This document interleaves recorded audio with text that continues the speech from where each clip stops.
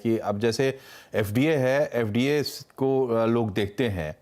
आपके लिए जब आप इंडिया में बैठ के कोई दवा प्रेस्क्राइब करते हैं तो आपके लिए क्या गाइडिंग इंस्टीट्यूशंस या प्रिंसिपल्स या कहाँ से आप ये समझते हैं कि इस दवा पर आपको भरोसा करना चाहिए?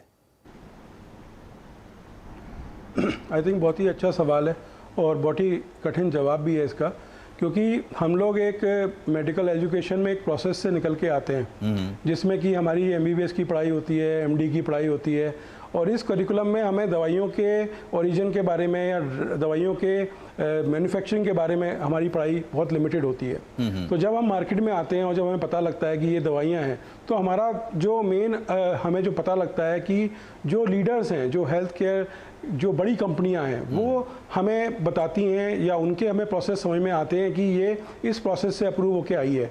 और हम ये मानते हैं कि ये जो कंपनियां ये स्टैंडर्ड फॉलो कर रही हैं, क्योंकि ये मोस्टली इंटरनेशनल कंपनी होती हैं जो कि इंडिया में भी हैं, और हम उसी बेसिस पे, उसी विश्वास पे हम वो प्रिस्क्राइब करना शुरू करते हैं दवाइयाँ।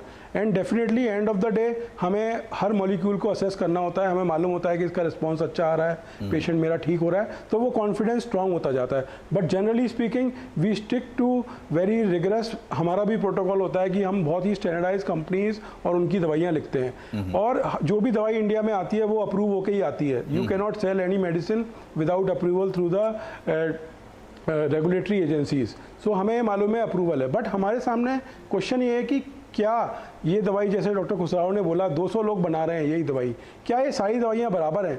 ये एक बहुत बड़ा क्वेश्चन है जिसका जवाब देना बहुत कठिन है। तो इसलिए हमें स्टिक करना पड़ता है जो मेजर प्लेयर्स हैं, जिनको हमें लगता है कि ये स्टैंडर्डाइज प्रोसेस से आ रहे हैं, जिनकी फैक्ट्रीज़ हैं जो अपना बना रहे हैं, तो हमें उसको गवर्न करते हुए हमें उसी पे विश्वास रखना पड़ता है।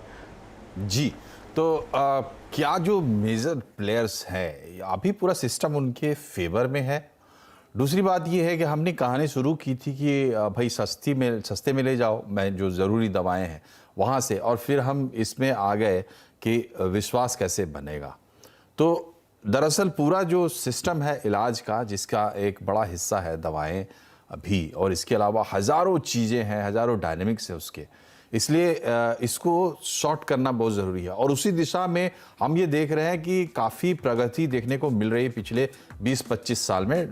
डॉक्टर दास ने आपको बताया कि 1996 में पहली लिस्ट आई थी और अब हम 2022 में बैठे हैं। तो कैसे ये पूरा इकोसिस्टम काम करता है और आपको बेहतरीन से बेहतरीन क्वालिटी की दवा और सही दाम में, उचित दाम में, वो कम होगी या ज़्यादा होगी वो कई चीज़ों पर निर्भर करेगी, लेकिन उचित दाम में आप तक पहुँचे, कैसे पहुँचे, इस पर बात करेंगे। छोटे से ब्रेक के बाद बने रहिए हमारे साथ।